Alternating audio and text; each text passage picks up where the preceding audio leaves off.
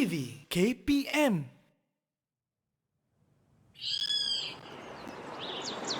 Aish, dekat mana ni? Dengan bunyi sungainya, bunyi burungnya. Betul ke Studio D ni? Hai, tiba-tiba rasa nak menyanyi pula. Alelo ni tua umurnya berjuta kita usaha jauh ke dari malapetaka. Ozon lo ni kahon ni pi nak hari kena makan asa hok bisa weh pasal manusia. Alelo ni tua umurnya berjuta tak boleh tahan sampai bila-bila.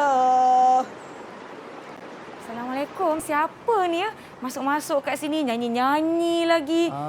Cari apa? Cari siapa? Saya cari Studio D. Betul ke ni Studio D? Oh, inilah Studio D. Siapa gerangannya? Saya Cikgu Muhammad Azizul. Ni siapa pula? Saya Nisa. Oh, ini cikgu ke? Saya Ya, Nisa, saya cikgu. Assalamualaikum, selamat pagi. Waalaikumsalam. Cikgu bukan main ni, bernyanyi-nyanyi lagi. Ada mood, ada mood. Kenapa ni bunyi background apa semua ni? Untuk Sebab dekat sini kan kita kan nak membincangkan topik hari ni kelestarian ya cikgu. Barulah masuk mood, ada bunyi sungai, bunyi burung macam dalam hutan cikgu. Ya, betul Nisa. Tetapi sebelum kita berbual dengan lebih lanjut, kita nak tonton profil beliau.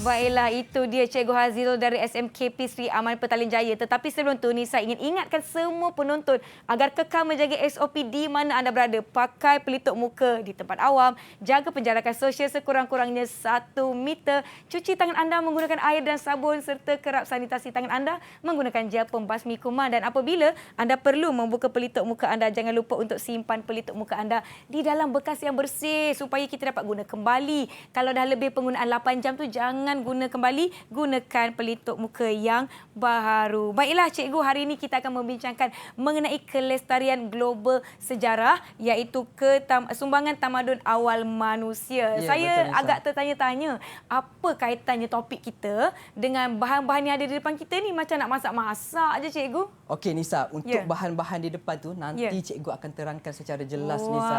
Nanti kita nak berahsia masuk dululah. Ya, betul. Hashtag biarlah rahsia. Ya, betul Nisa. Tetapi sebelum tu saya nak jemput rakan-rakan saya lah. Rasanya tak seronok kalau kita belajar seorang-seorang je, kita ajak kawan-kawan kita tetapi secara alam maya. Ya, Maklumlah betul. sekarang ni musim pandemik, kita pun kena jaga jarak sosial. Kawan-kawan kita pun semua di rumah tak keluar. Kita panggil rakan-rakan kita dari SMKP Sri Aman. Selamat sejahtera semua. Nama saya Sarah Aiman dan saya daripada Sekolah SMK Perempuan Sri Aman. Baik, terima kasih. Seterusnya, Salindra, silakan.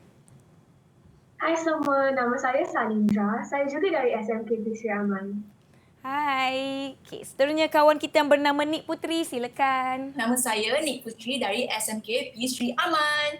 Hai. Seterusnya yang akhir sekali, last but not least, sila perkenalkan diri anda. Saya Duri Kamilia binti Nur Ashikin dari SMK Sri Aman.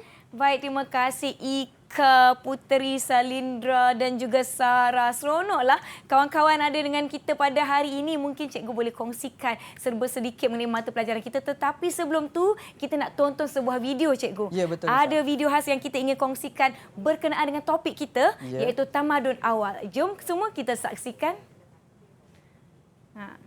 Tapi sebelum tu kan cikgu kan, saya nak tanyalah, cikgu dah berapa lama mengajar dekat sekolah SMKP Sri Aman ni cikgu? Okey Nisa, untuk pengetahuan semua anak-anak muda di rumah, cikgu masih baru lagi sebenarnya. Cikgu baru 2 tahun mengajar tapi cikgu nak berkongsi hari ini. Cikgu datang ke sini, cikgu nak kongsi ilmu dengan anak murid. Sebab apa? Kalau tengok dekat sini, cikgu punya tagline, bila hafal mudah lupa. Bila faham, kita ingat. Betul jadi, cikgu. Nisa, sejarah ni kita sebenarnya bukan menghafal semata-mata, tetapi kita kena faham. Bila kita faham itulah anak murid, kita akan ingat. Ya cikgu, saya kira masa sekolah dulu kita selalu rasa macam kena hafal lah sejarah ni. Banyak fakta lah cikgu. Rasa macam susah je. Susah ke kawan-kawan sejarah ni? Susah sikit. Boleh lah. Ada macam boleh lah kan. Apa topik yang agak-agaknya susah betul nak ingat? Siapa nak kongsikan? Ada tak kawan-kawan kita nak kongsikan? Ya, Sarah silakan.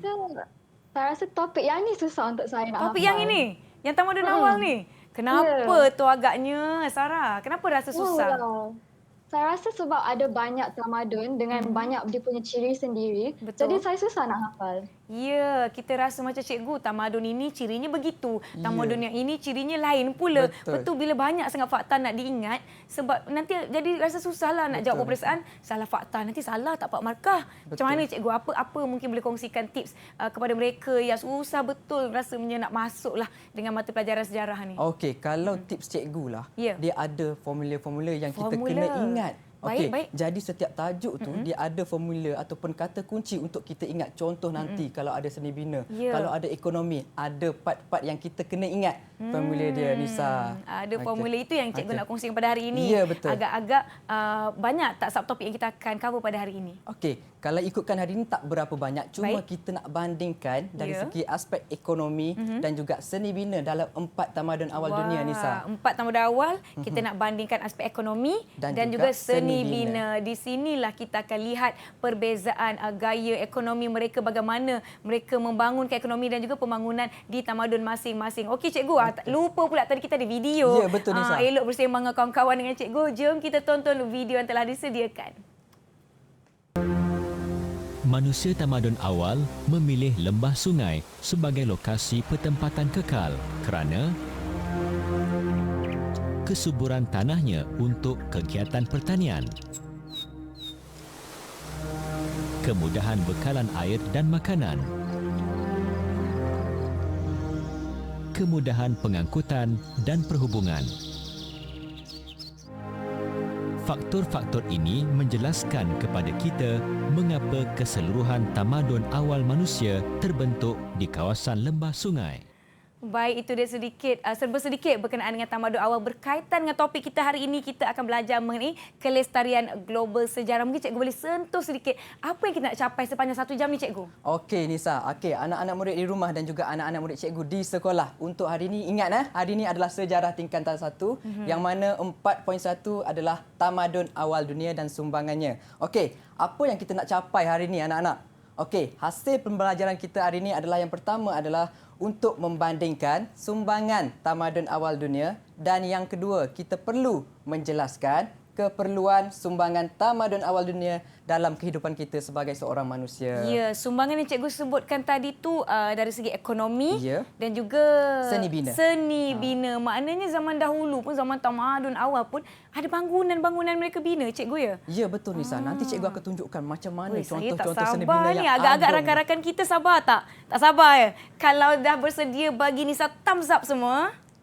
Double thumbs up. Wah, saya sukalah energi mereka pagi ni, cikgu. Nisa. Baiklah, ini dua topik atau 2 poin yang kita nak capai sepanjang 1 jam kita bersiaran. Yang di rumah, jangan ke mana-mana, kekal bersama kami selama 1 jam ini. Saya kira Cikgu Azizul pun ada banyak informasi yang menarik nak dikongsikan. Sediakan pen dan kertas untuk kita sama-sama mengulang kaji. Dan kalau buku teks tadi tingkatan 1. Tingkatan 1. Jadi adik-adik menengah rendah bolehlah bersedia dengan buku sambil-sambil kalau kita. muka surat Nisa, ada muka surat 104 hingga 107. 104 hingga 107. Bersedia dahulu, kita akan berhenti rehat seketika. Adik-adik jangan ke mana-mana. Kita akan kembali ke teras selepas ini. Didik TV KPM.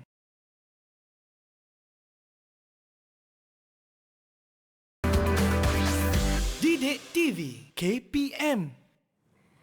Kembali menonton teras di Didik TV KPM. Hari ini topik kita adalah sumbangan tamadun awal dunia dalam mata pelajaran kelestarian global sejarah. Bersama dengan Cikgu Azizul dan juga rakan-rakan dari SMK Perempuan Sri Aman Petaling Jaya. Semua dah bersedia. Yang di rumah pun dah bersedia. Jom Cikgu, kita teruskan pembelajaran kita. Okey, terima kasih Nisa. Okey, tadi kita dah tengok sebelum iklan tadi kan. Kita dah tengok macam mana video berkenaan dengan sumbangan tamadun awal dunia. Okey, sebelum cikgu teruskan Nisa, cikgu nak tanya Nisa pernah tengok tak cerita ayat-ayat cinta? Yang first. Yang pertama, kalau cerita romantik-romantik ni mestilah pernah tengok cikgu. Kenapa cikgu? Okey, Nisa. Kalau Nisa perasan dalam Ya. cerita ayat-ayat cinta tu, dia ada satu dialog antara Fahri dengan Maria, Nisa. Ya, dan apa Dekat- cikgu? Saya tengah ingat ni. Okey, cuba ingatkan dekat mana tu. Alamak, saya lupa lah cikgu. Kalau cerita tu, Ya. dia fokus dekat negara mana, Nisa? Apa nama negara tu? Okey, Saya Nisa. dah lupa. Mungkin Kalau cikgu kita boleh teng- kongsikan. Okey, sekejap cikgu kongsikan. Ya. Okey, kalau kita tengok anak-anak murid di rumah dalam satu dialog antara Fahri dengan Maria, dia ceritakan, okey, Maria kata kepada Fahri, Ya. okey, Fahri, aku rasa jodoh Sungai Nil ni adalah jodoh. Maksudnya, tanpa Sungai Nil takkan ada tamadun, takkan ada peradaban, Nisa. Okey, jadi itu yang cikgu nak sampaikan. Maksud dekat sini kita boleh tengok Ya. macam mana tamadun Mesopotamia, tamadun Indus, Wanghe dan juga Mesir Purba yang menggambarkan apa sebenarnya yang memberi satu faktor untuk wujudnya sesebuah tamadun. Okey, jadi cikgu nak tanya anak-anak murid cikgu di rumah, apakah permulaan kepada sesebuah tamadun tu? Di mana lokasi dia? Ya, siapa boleh Cikgu, jawab? Ya, silakan.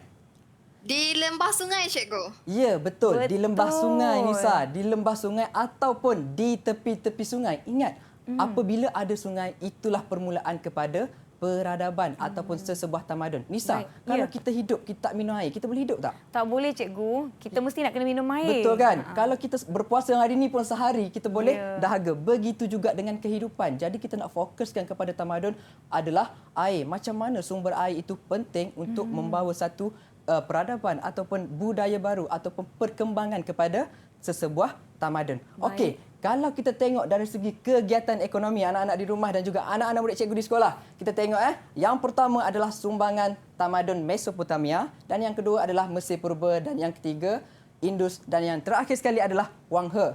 Okey, yang pertama sekali kita dah tengok daripada empat sumbangan tamadun ni, apakah aktiviti yang paling utama dijalankan anak-anak cikgu di rumah? Ya, silakan. Cikgu? Sarah. Saya rasa aktiviti pertanian. Ya, betul. Aktiviti pertanian. Pertanian. Macam mana aktiviti pertanian itu dijalankan? Kita nak kaitkan balik dengan sungai tadi. Dekat tepi sungai tu, dia ada pengaliran air yang baik. Jadi dengan ada pengaliran air yang baik tu, tanah pun subur. Jadi kegiatan pertanian pun boleh. Ya, pandai. betul. Nisa. Baguslah kawan-kawan kita. Bagus jawapan dia. Ya. Jadi maksudnya kat sini anak-anak, bila ada sistem pengairan yang baik, kita ada sungai, kita boleh menjalankan kegiatan pertanian. Okey, sebelum cikgu teruskan, kalau dekat depan ni Nisa, kita Ya. nampak contoh bahan-bahan yang ada. Ya. Okey, kita boleh lihat ini merupakan apa ni? Bijirin cikgu Bijirin. Apa tu? Okey, Tak nampak. sebelum cikgu Ya. teruskan, cikgu nak tanya anak-anak murid cikgu, mereka kenal ke tak apa contoh bahan-bahan hasil pertanian yang ada di depan ni? Ya. Okey, kalau kita tengok yang pertama ni, apa dia anak-anak? Mungkin boleh angkat sikit cikgu pinggan Okey, tu. kita boleh tengok dekat sini, bagi kamera tu apa nampak ni yang ada sikit. ni? Boleh nampak tak? Tunjuk dekat kamera sana cikgu. Okey. Bagi kawan-kawan kita nampak yang di rumah pun. Okey, ni apa boleh ni cuba anak-anak? teka. Okey, kalau nak tahu pengetahuan anak-anak, Ya. ini adalah barley. Barley, Nisa. Okey, ha. barley merupakan antara contoh hasil pertanian yang ada dalam tamadun awal dunia, Nisa. baik. Okey, yang kedua, beras. Beras, Okey, ya. Nisa, kita ada beras. Beras ni bila dah proses dia jadi apa, Nisa? Nasi. Nasi. Kita Ya. dah makan hari-hari nasi kan. Lapar pula rasa Betul. pagi ni, Nisa. Pagi lagi, cikgu. Okey. Okey, yang ketiga, Nisa. Kita ada anak-anak murid di rumah, kita ada juga sekoi. Sekoi ini Sekoi. sebenarnya sebagai satu simbolik Baik. makanan kepada rakyat Afrika sebenarnya. Oh, ya Okey, ke? kalau ikutkan ada satu pengetahuan yang cikgu nak bagi. Ya. Asal sekoi ini adalah dipanggil macam tumbuhan lalang yang biasa sebenarnya. Dia tumbuh di kawasan pergunungan, Nisa. Baik. Okey, anak-anak murid di rumah, dia tumbuh di kawasan pergunungan dan di macam kalau kita makanan ruji kita adalah beras kan. Beras, ya. Tapi di negara Afrika yang dari permulaan di India dan baru masuk ke tamadun Indus ni, kita boleh tengok macam mana mereka gunakan sekoi ini Ya. untuk makanan seperti beras. Faham tak? Baik. Jadi mereka akan makan sekoi ini sebab apa? Sebab kurang kanji, Nisa. Baik. Yang terakhir sekali tu Yang macam terakhir, yang sorry, biasa cikgu lupa nak tunjuk. Ini wanita adalah- pakai untuk skincare cikgu. Okey, betul Nisa. Ini adalah kalau nak tahu Kapas, adalah ya. kapas. Okey, kapas juga merupakan hasil daripada pertanian dalam 4 tamadun awal yang kita tengok Ya. tadi. Okey. Jadi, sebagai kesimpulan anak-anak, kita nak tengok dalam tamadun Mesopotamia, Mesir Purba, Indus dan juga Wanghe. Okey, cikgu nak pergi kepada Mesir Purba dulu. Kalau dekat sini dikata wujud pekerjaan, contoh pekerjaan apa tu anak-anak? Pekerjaan ni macam mana? Siapa boleh Pekerjaan jawab? macam mana-mana? Silakan. Ya? Saya rasa macam petani, betul ke cikgu? Ya, betul. Bila kita sebut tentang pertanian, mestilah kena ada petani kan? Betul tak? Siapa nak tanam tanaman kalau tak ada petani? Betul tak, Nisa? Betul. Betul. Okey. Jadi seterusnya kita tengok lagi macam mana tamadun Mesir Purba mereka menjalankan kegiatan apa? Apa lagi kegiatan yang Apa lagi dijalankan kegiatan? kawan-kawan? Anak-anak murid di rumah pun boleh cuba Salindra jawab. nak jawab. Ya, Salindra, silakan. Cikgu, mereka menjalankan macam berjual beli ada ke? Berjual beli. Okey, Berjual kalau berjual beli, kita Ya. nak sebut tentang konsep apa sebenarnya? Konsep barter? Konsep bahasa lagi? Mereka Kalau kita juga jual ada- beli, kalau you jual beli dekat, cikgu bagi satu Ya. situasi ya. Cikgu bagi satu situasi. Baik. Okey, contoh kalau kita berjual beli dekat kapal, dia panggil apa dia kat situ? barter trading. Kan? Okey, jadi untuk pengetahuan anak-anak, untuk jual beli kita ada satu term atau terma dipanggil sebagai perdagangan. Okey. Saya nak jawab tadi tapi macam tak Ya, apalah tahan. Nisa kena cuba. Okey. berdagang. Jadi empat tamadun ini menjalankan kegiatan perdagangan untuk Ya. meneruskan sumber ekonomi mereka. Jadi Nisa, cikgu nak tanya Nisa pula. Ya. Kalau negara tu dia menjalankan kegiatan perdagangan, macam mana ekonomi negara dia? Kalau perdagangan mestilah ekonomi dia maju, cikgu. Ya, betul Nisa. Masyur. Secara logiknya Ya. memang ekonomi akan maju apabila ada sistem perdagangan yang maju. Okey, Ya. seterusnya kita boleh tengok lagi macam mana tamadun-tamadun ini menghasilkan satu sumber pertanian, hasil pertanian. Okey, jadi daripada hasil pertanian ini kita boleh guna. Okey, kalau yang pertama, kalau guna dipanggil sektor apa? Kita guna, kita tanam, kita makan. Itu panggil kegiatan Sarah? Kegiatan sara diri cikgu. Ya, pandai Secara anak murid diri. cikgu secara diri. Contoh, kalau kita guna and then pada masa yang sama kita Ya. jual, kita panggil apa tu? Kita panggil jual beli. Bukan. Okey, perdagangan boleh kita panggil jual beli perdagangan. Okey, Ya. kalau bahasa sejarahnya dia akan panggil komersial. Sebenarnya Komersial. dia ada pertanian sara diri dan juga komersial. Komersial maksudnya kita guna juga dan Baik. pada masa yang sama kita jual juga untuk dapatkan apa? Untuk dapatkan duit kan. Jadi Untung, maju ya. tak ekonomi negara tu? Maju. Okey, Maju. pandai. Okey, seterusnya. Okey, sebelum tu Nisa, kita ada satu paparan video berkenaan dengan sungai baik. Nisa. Okey, jom anak-anak murid di rumah dan juga anak murid cikgu di sekolah kita sama-sama saksikan satu paparan video berkenaan dengan sungai. Jom kita saksikan. Isu pencemaran sungai bukan sesuatu yang baru. Ia telah berlaku sejak dahulu lagi. Namun kini ia dilihat semakin parah. Kualiti air yang dahulunya kelas 1 dan kelas 2 kini merosot sehingga kelas 3 dan 4. Ada juga yang merundum sehingga kelas 5. Mengambil contoh sungai Kim Kim ini, dahulunya dikelaskan sebagai kelas ketiga. Sekarang ia menjunam ke kelas 5. Dan menurut pakar, ia mengambil masa sehingga 10 tahun untuk betul-betul dipulihkan. Malaysia perlu segera bertindak agar tidak menjadi tragedi Minamata kedua. Kejadian pencemaran di Teluk Minamata di Jepun pada 1932 yang mengorbankan nyawa dan merosakkan ekosistem itu seharusnya dijadikan pengajaran.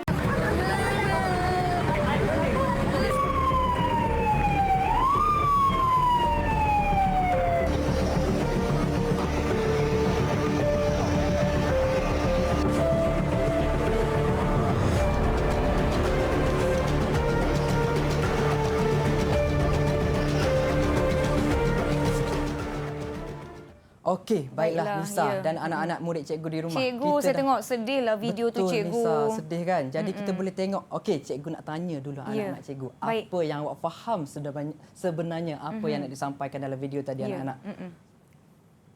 Cikgu, saya Ya. nampak dekat dalam video tu kan, dia Ya, cakap Sarah. yang Sungai Kim Kim akan mengambil masa 10 tahun untuk pulih semula. Jadi, kalau kita nak elakkan tu, kita kenalah biasakan diri membuang sampah dalam tong yang disediakan. Janganlah kita orang buang sampah dalam sungai, buang toksik-toksik dalam sungai tu jangan.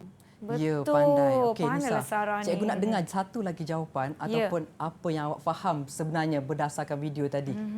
Siapa nak kongsikan? Salindra, Ya, silakan. Salendra. Cikgu, saya rasa mereka macam tak bertanggungjawab langsung. Manusia-manusia tu tak jaga sungai. Bila diorang tak jaga, sungai tu akan tercemar.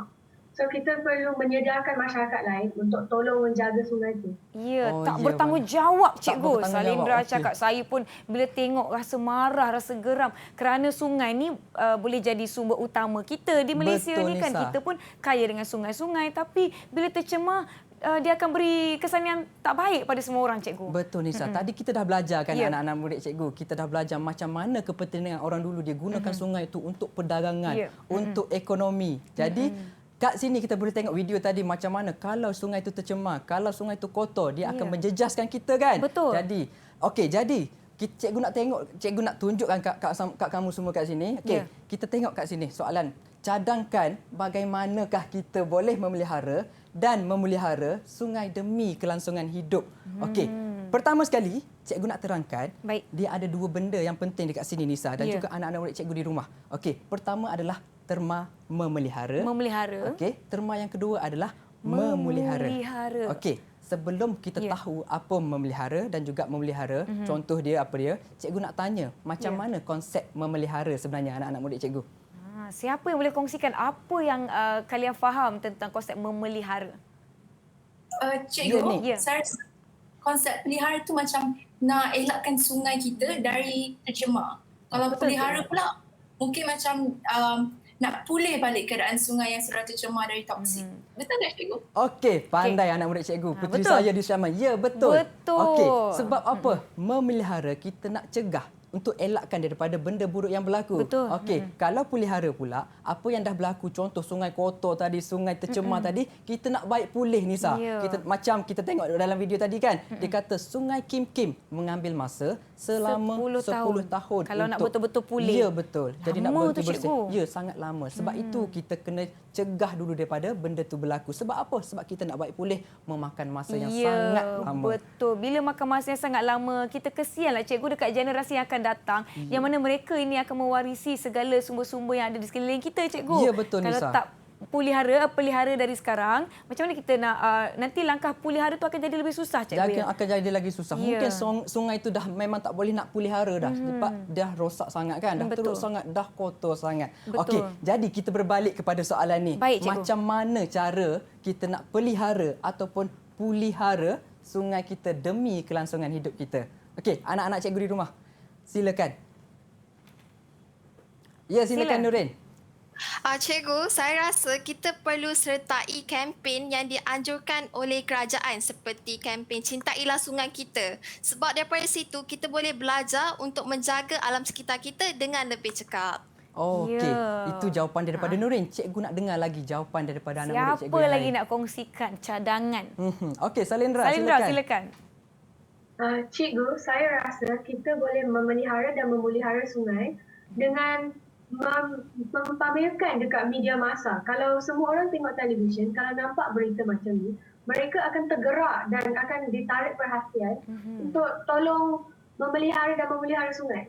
Ya, Okey, jadi menggunakan Nisa, media massa. Menggunakan media massa. Macam Okey, kita baik. sekarang lah kan, kita bersiaran langsung, kita Ya. gunakan apa yang ada sekarang, kita nak bagi semua masyarakat sedar. Jagalah sungai, beri kesedaran. kita baik pulih sungai Baik. yang dah kotor. Okey, jadi itulah merupakan antara jawapan-jawapan yang cikgu nak dengar daripada Puteri Cikgu di Sri Aman, Nisa. Ya, baik. Okey, seterusnya.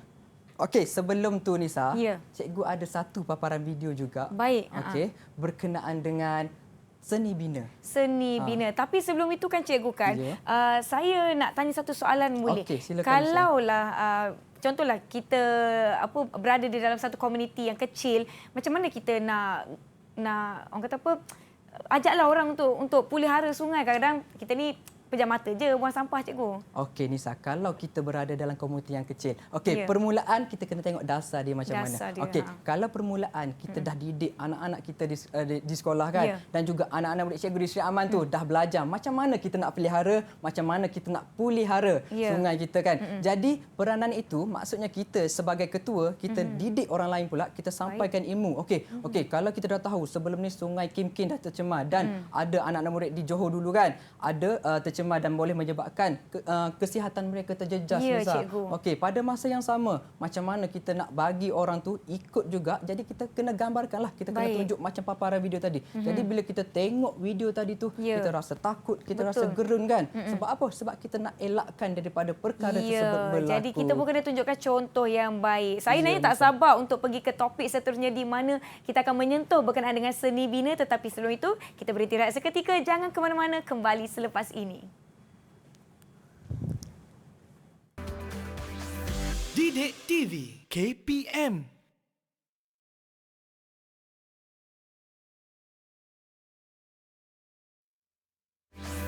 Didik TV KPM.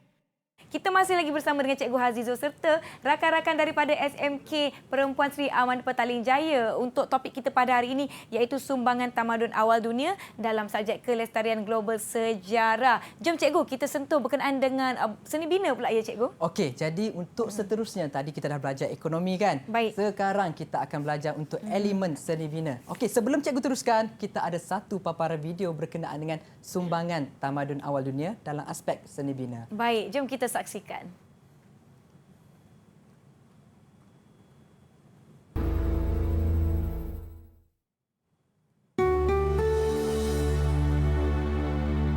Sumbangan utama tamadun Mesir Purba ialah dalam seni bina yang mengagumkan iaitu pembinaan piramid.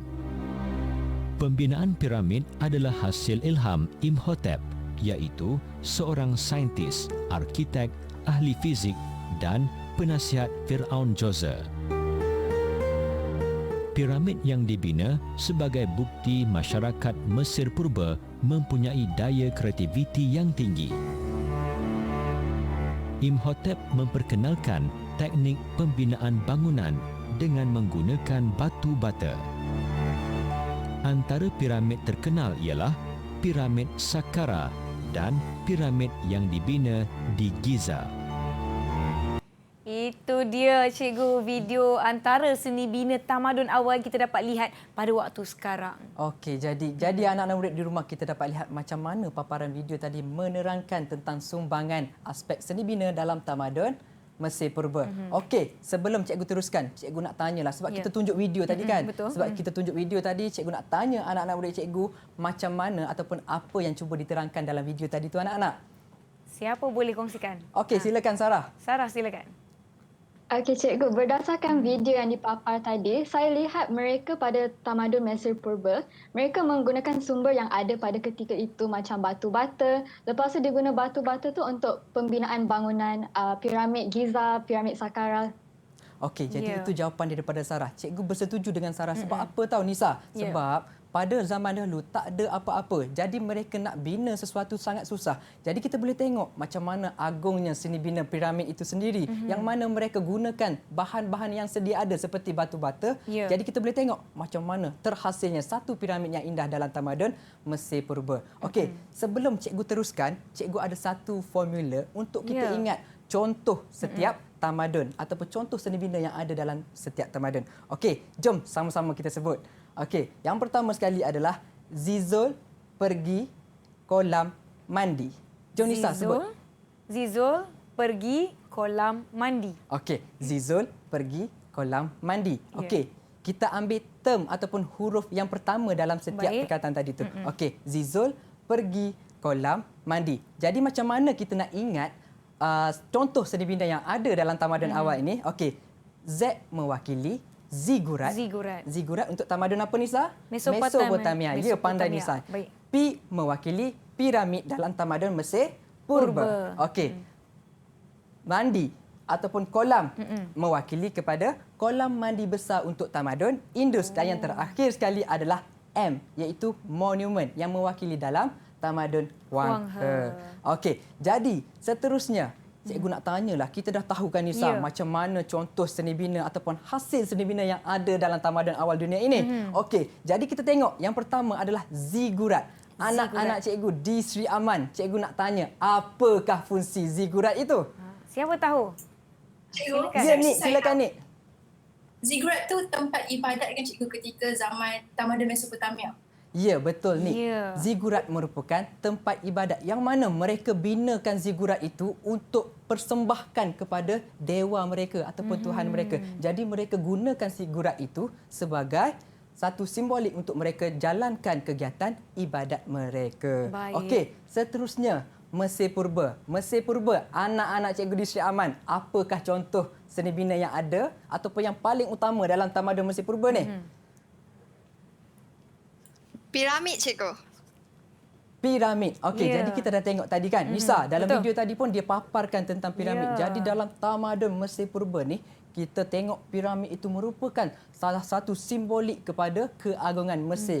Sampai sekarang pun kita boleh tengok macam mana adanya piramid itu. Betul. Okey, kalau kita sebut tentang piramid, apa fungsi dia pula anak-anak cikgu? Siapa tahu fungsi Siapa piramid? dia tahu fungsi? Ya, silakan Sarah. Saya rasa dia ada dua fungsi, cikgu. First, dia adalah tempat ibadat. Ya. Lepas tu, dia juga tempat menyimpan mumia seperti Fir'aun. Okey, Ya, betul Sarah. betul. Jadi Nisa, ini adalah contoh ataupun seni bina dalam tamadun Mesir Purba. Kita ada piramid. Jadi piramid itu digunakan untuk simpan mumia ataupun Fir'aun, raja mereka pada masa Cikgu, itu. kira piramid ni macam makam mereka lah ya? Ya, lebih kurang macam makam lah. Tapi Ya. hanya untuk golongan bangsawan saja Nisa. Kena ingat, Ya. dia hanya raja ataupun raja Fir'aun itu sendiri. Dan pada masa yang sama, mereka gunakan juga sebagai tempat ibadat mereka. Baik. Okey, seterusnya kita boleh tengok juga macam mana berkenaan dengan tamadun Indus. Kita ada apa anak-anak? K. K, apa K? K apa K? Bukan Nisa K. Kolam Bukan mandi Nisa, besar, cikgu. Kolam mandi besar. Okey, jadi kegunaan kolam mandi besar ni macam mana pula? Apa fungsi kolam mandi besar tu? Ya, Nik. Tempat mandi awam bagi orang dulu kan, cikgu? Okey, jadi mereka ada tempat mandi awam? Ya, betul Ya. Nisa. Mereka sediakan tempat mandi awam untuk masyarakat dalam tamadun Indus untuk memudahkan masyarakat mereka. Jadi pemimpin pada masa itu mereka memikirkan satu sistem peparitan ataupun sistem pembentungan air untuk memudahkan macam mana mereka nak kumpulkan air untuk dibekalkan kepada rakyat mereka. Jadi rakyat mereka dapat gunalah. Ya, itu antara kemajuan tamadun pada waktu tu, Nisa. cikgu. Baik. Okey, anak-anak, yang terakhir sekali kita ada berkenaan dengan tamadun Huang He. Tamadun Huang He ni ada satu monumen. Contoh satu monumen yang ada dalam tamadun Huang He. Ya, Salindra. Ya. Cikgu, tembok besar Cina tu betul ke? Tembok besar Cina antara contoh, tapi kita nak fokuskan tembok besar Cina untuk bab peningkatan tamadun untuk next nanti. Cuma untuk sekarang kita tengok contoh yang ada adalah istana. Ada juga anak-anak murid cikgu di sekolah kadang-kadang dia tanya, "Cikgu, betul ke tembok besar Cina ataupun contoh-contoh lain seperti monumen-monumen lain untuk dalam tamadun Huang He ni?" Jadi cikgu kata salah. Sebab apa? Sebab kita itu adalah bab peningkatan tamadun. Untuk tamadun Huang He, kita tengok contoh yang cikgu beri dekat sini adalah istana. Yang mana fungsi istana apa dia anak-anak? Siapa tahu fungsi Siapa istana? dia tahu fungsi istana? Semua dah menongkat dagu, cikgu. Tempat tinggal raja? Ya, tinggal raja. boleh jadi Betul, ya. tempat tinggal raja. Okey, itu antara fungsi dia. Pada masa yang sama mereka menjalankan pentadbiran untuk meneruskan tamadun mereka iaitu tamadun Huang He. Okey, Baik. itulah. Ya, ni. Cikgu, di tamadun Indus tu, jelapang tu apa ya, cikgu? Okey, jelapang. Tak pernah dengar jelapang. Jelapang itu merupakan satu kawasan lapang. Dia lebih fokus kepada kawasan pertanian seperti padi. Jadi bila kita tengok satu kawasan penanaman padi, itu merupakan contoh jelapang yang ada. Boleh faham anak-anak? Macam kita lah, cikgu. Kita Ya, sebut betul. je lapang padi. Ada lagi nak tanya? Ya, Sarah, Sarah. silakan. Ada satu soalan. Ya, Sarah, Dekat silakan. tamadun Indus tu, mereka menggunakan kolam mandi yang besar untuk kegunaan awam kan, cikgu? Ya, Tapi betul. macam mana dia boleh bekalkan air yang sentiasa bersih untuk kegunaan awam? Okey, soalan yang bagus daripada Sarah. Kita Baik. boleh tengok macam mana mereka sediakan satu bekalan air. Okey, pertama sekali mereka sediakan takungan. Bila mereka sediakan takungan, mereka alirkan air tersebut ke dalam kolam mandi besar. Bila air itu dah kotor, mereka akan buanglah. Mereka ambil balik takungan air yang bersih tadi untuk alirkan kembali ke kolam air besar itu. Maka mereka gunakan selalu. Faham? Okey. Maknanya cikgu, takungan air yang bersih itu kena sentiasa ada untuk menggantikan air yang dah kotor. Ya, betul, Itu Nisa. antara saya lihat kemajuan kan cikgu, mereka Ya. ada sistem peparitan, sistem pembetungan. Ya. Oh, kalau zaman tamadun awal pun dah ada kemajuan seperti itu. Apatah lagi kita di zaman Betul. sekarang Sebab yang ada kita- pelbagai teknologi kan cikgu. Ya betul, cikgu sokong apa yang dikatakan oleh Nisa. Sebab sekarang kita dah disediakan macam-macam teknologi yang ada. Betul. Jadi kita tak boleh malulah dengan tamadun dulu. Sebab dalam Ya. tamadun dulu mereka awal tak ada teknologi tapi mereka masih boleh mencipta satu seni bina ataupun kemudahan yang menggunakan baik. sumber yang ada. Contoh Ya, macam betul, piramid tadi, pada waktu tersebut ada batu, Ya, ada betul. tanah. Jadi mereka gunakan bagaimana dulu tak ada mesin besar-besar untuk angkat batu-batu, mereka angkat di Ya. bahu mereka Betul. untuk bina piramid tersebut. Dan juga pada tamadun-tamadun lain kita dapat lihat istana kan tak terjangkau di akal kan pada waktu tu. Tamadun itu tak macam kita ada jentera, Betul. kita ada mesin yang memudahkan dan mempercepatkan kerja. Baiklah. Seronok topik ni. Saya ni pun sangat-sangat orang kata apa, beri perhatianlah terhadap topik ni. Setakat ni kawan-kawan okey? Kalau okey bagi double thumbs up kat Nisa. Saya Okey. kira mereka pun seronok. Mungkin Sarah setakat ini faham ya. Tadi kata topik ni agak sukar bagi beliau. Setakat ni okey Sarah? Setakat ni saya faham, cikgu. Ya. Bagus, Sarah. Baik. Okey. Cikgu pun terpegun ataupun cikgu pun sebenarnya excited nak bagi ilmu dekat anak-anak ni supaya faham. Sebab apa Sarah kata tadi, Ya. ini adalah bab yang paling sukar sebenarnya. Ya. Okey, jadi cikgu nak teruskan. Baik, cikgu. Okey, sebelum tu untuk pengetahuan semua, anak-anak di rumah dan juga semualah anak-anak murid di sekolah, tugasan ini sebenarnya cikgu dah bagi terlebih awal ataupun terlebih Ya. dahululah sebelum mereka present Baik. untuk hari ini. Okey, jadi apa tugasan itu adalah cikgu perlukan mereka hasil satu lakaran ideal dan juga satu model yang berkenaan dengan bangunan dan juga kemudahan yang lestari. Model sekali, cikgu? Ya, betul. Ada Oh, satu saya- model daripada anak-anak cikgu ni. Apa bahan yang saya boleh gunakan untuk bina model saya dekat sini, Itulah. cikgu? Jadi kita tengok macam mana hasil daripada lakaran idea dan juga model anak-anak saya di Sri Aman ini. Tapi sebelum itu kan cikgu kan, Ya. apa soalannya adalah hasilkan satu lakaran idea berkaitan binaan dan bangunan, binaan bangunan dan kemudahan yang lestari. Kata kunci di sini adalah lestari. Apa maksud binaan yang lestari itu, cikgu? Okey, jadi dekat sini cikgu akan Ya. terangkan macam mana satu seni bina yang lestari itu. Kita kena tahu konsep lestari itu apa Ya. dia. Lestari adalah mengekalkan. Contohnya, bila kita nak jalankan pembangunan, bila kita nak wujudkan satu kemudahan, kita mestilah mewujudkan satu pembangunan yang kekal tanpa merosakkan sumber alam yang ada ataupun tidak merosakkan apa-apa sahaja sumber alam yang ada. Kalau kita Ya. tengok macam tamadun dulu, mereka Baik. gunakan bahan-bahan Bahan yang yang sedia, sedia ada. Tapi sekarang kalau kita tengok macam mana pembangunan kita terpaksa Ya. merosakkan hutan. Jadi kita nak elakkan macam mana. Ya. Jadi itulah kita nak tengok macam mana anak-anak murid cikgu di Sri Aman Baik, persembahkan. cikgu. Nisa. Sebelum kita tengok hasil kerja mereka, kita akan beristirahat seketika. Yang di rumah boleh cubalah gunakan apa-apa bahan di sekitar anda untuk menghasilkan lakaran idea ataupun model bangunan yang lestari. Kita akan kembali selepas ini.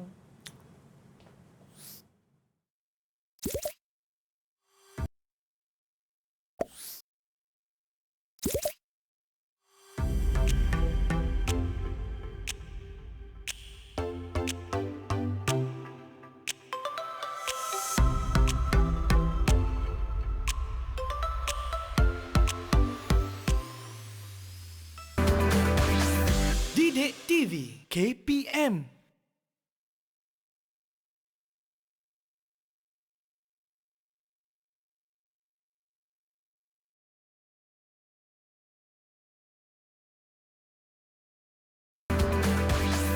Didik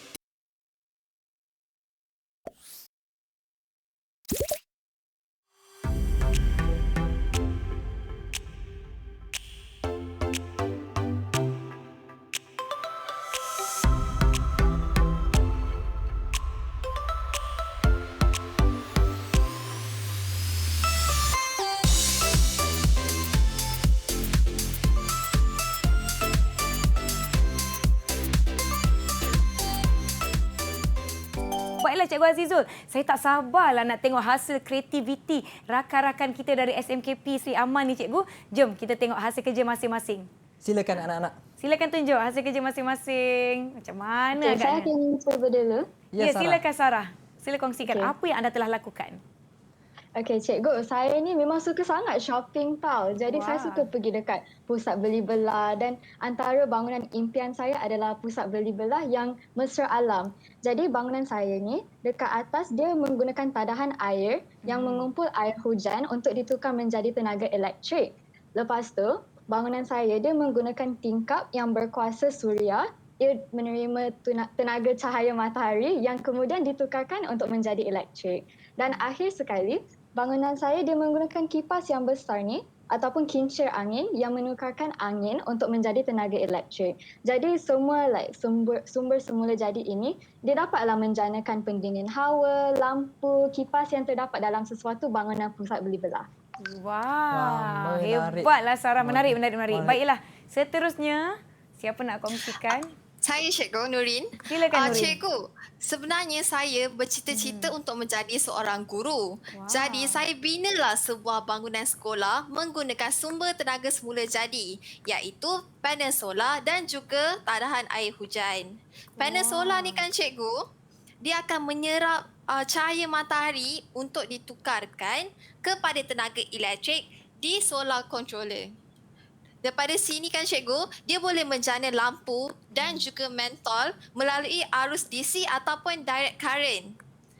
Dan lebihan elektrik itu kan cikgu, dia akan masuk ke dalam, disimpan di dalam bateri dan menjana barang-barang elektrik lain seperti peti sejuk, kipas dan juga radio melalui inverter ni. Mereka kena menukarkan direct current tu kepada alternating current dahulu. Selain daripada itu, saya juga menggunakan konsep pengumpulan air hujan. Air hujan, dia akan disimpan di dalam tangki utama. Dan daripada tangki utama ini, ia boleh digunakan untuk kegunaan harian seperti air curahan tandas dan juga menyiram tanaman. Untuk sumber minuman pula, air hujan itu akan melalui proses penapisan air. Dan kemudian akan masuk ke dalam tangki minuman untuk kegunaan seperti masakan. Dan juga sekiranya air di dalam tangki utama ni dah penuh kan cikgu, air tu akan mengalir ke kolam, tasik ataupun parit yang berdekatan. Wah, hebatlah Nurin. Tahniah. Yang lain ada yang nak kongsikan? Silakan Salindra. So, saya nak jadi pengarah di pejabat saya sendiri. So, bila saya jadi pengarah, saya akan namakan pejabat saya Pejabat Hijaulogi. Pejabat ni, dia menggunakan tingkap untuk memastikan kita mendapatkan pencahayaan semula jadi yang kita tak payah guna lampu dekat pejabat. Tapi kalau malam tu, kita akan tukar ke panel suria dan kita akan gunakan untuk mendapatkan elektrik. Yang kedua, kita akan ada kios pengitaran semula plastik. Tentu semua botol minuman air kita ada, kita boleh buang kat sana. Dia akan kitar semula untuk jadi alatan tulis untuk warga pejabat. Dan yang terakhir, yang semua hijau-hijau ni, tumbuhan ni akan ditanam di sekitar pejabat supaya oksigen dalam pejabat tu macam segar je. Lepas tu macam semua ahli pejabat tu boleh sama-sama menjaga tumbuhan dia. Baik, terima kasih Salindra. Hebat-hebat mereka. Dan yang terakhir sekali, siapa yang nak kongsikan tadi? Silakan. Nik, silakan Nik. Silakan Nik. Alright, saya cikgu. Saya telah membuat LRT Lestari. Saya dapat idea ni bila saya pulang dari sekolah menaiki LRT. Bagi LRT Lestari saya ni, saya tidak menggunakan apa-apa enjin. Saya hanya menggunakan bateri yang dicas muda. Saya juga menggunakan beberapa tenaga semula jadi seperti tenaga solar. Saya meletakkan panel solar di bumbung LRT untuk menukarkan tenaga solar kepada tenaga elektrik untuk membiayai elektrik lampu dan pendingin hawa. Saya juga menggunakan kuasa hidro, cikgu. Kuasa hidro ini boleh didapati apabila tenaga solar yang disimpan tadi mengepam air yang berada di saluran bateri untuk menukarkan tenaga hidro kepada tenaga elektrik untuk menggerakkan LRT ke destinasi yang dituju. Secara rumusnya, cikgu, kalaulah LRT Lestari saya ni dapat jadi kenyataannya. Dapat jadikan kenyataan, saya pasti sistem LRT di negara kita akan menjadi neutral carbon seperti negara Jerman, iaitu pengurangan pembebasan gas-gas toksik seperti sulfur dioksida ke udara, cikgu. Ya, terima kasih. Terima kasih kepada keempat-empat pelajar kita. Tepukanlah Kak Nisa bagi sebab mereka sangat-sangat bagus dan betul-betul lestari ya cikgu ya. Apa yang cikgu boleh rumuskan daripada apa yang mereka telah lakukan dengan pelajaran kita pada hari ini, cikgu? Okey, baiklah. Kita dah tengok macam mana hasil daripada anak-anak cikgu ataupun puteri-puteri cikgu di Sri Aman ni. Sangat kreatif. Sebab apa? Mereka nak jaga kelestarian global. Jadi itu yang cuba kita terapkan. Macam mana elemen kelestarian global itu perlu ada dalam setiap pembangunan dalam sesebuah negara. Okey, ada satu soalan. Satu soalan cikgu nak tanya anak-anak cikgu. Silakan, kita cikgu. Sebagai seorang pemimpin, apa yang kita patut buat untuk majukan sesebuah negara kita ataupun tamadun kita nanti? Siapa nak jawab? Silakan anak Cikgu boleh jawab? Ya, Nik. Silakan, Nik. Saya rasa seorang pemimpin tu harus berfikiran kreatif dan inovatif, cikgu. Hal ini kerana kalau pemikiran kreatif dapat memajukan sektor ekonomi negara dengan pembangunan yang unik dan sistematik, cikgu. Ya, betul. Jadi kalau kita nak jadi pemimpin, Nisa, kita perlu kreatif. Sebab apa? Kita nak bangunkan politik, kita nak bangunkan ekonomi dan kita nak bangunkan aspek sosial. Ya, baiklah cikgu, saya sangat seronok. Kalau sempat tadi saya bina dah model dengan apa betul, barang saya ada dekat sini kan. Tapi tak mengapa, saya sangat-sangat berbanggalah dengan rakan-rakan dari SMKP Sri Aman ni dan juga kepada mereka yang sedang menonton kita setakat ini. Kita pun telah menemui, orang kata apa, pintu keluar. Kalau perjalanan tu kan daripada awal pintu masuk ke pintu keluar ni, maknanya kita dapat hujung rancangan lah, cikgu. Ya, betul. Tak terasa kan sejam, cikgu? Betul. Belajar berkenaan tamadun awal dan bagaimana kita nak mengaitkan kemajuan tamadun awal dengan kelestarian yang kita boleh lakukan pada waktu sekarang. Saya ingin ucapkan terima kasih banyak-banyak kepada Cikgu Azizul dan juga kawan-kawan dari SMKP Sri Aman. Terima kasih kerana bersama-sama dengan kami. Yang menonton kami pun terima kasih kerana menonton selama 1 jam kita bersiaran. Saya Nisa Kia. Assalamualaikum. Bye.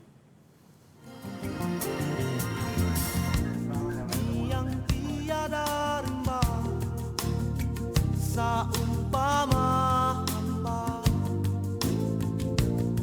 dia dicemar manusia yang jahil ketawa.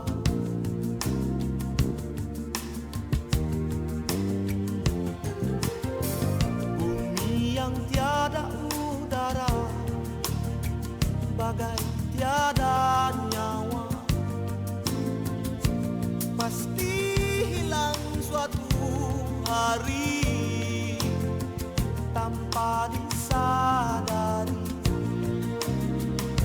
La la la,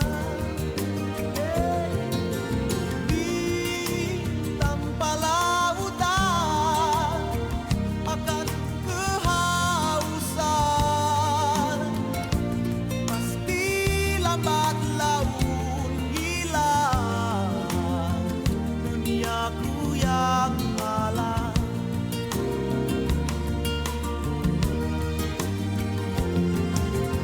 Dewasa kini kita saling merayakan kejayaan yang akhirnya membinasakan. Apalah gunanya kematangan pikiran bila di jiwa kita masih lagi muda dan mentah kulihat hijau. La la la la la la la, oh yeah. Hey, oh, ano le mengaso mandilao, isay may nama-nama, aleloni wa umonya berjuta kita seko, jauh dari malapetaka, ozon kami kohoni, ari kena make asa, kami sawe masa manusia.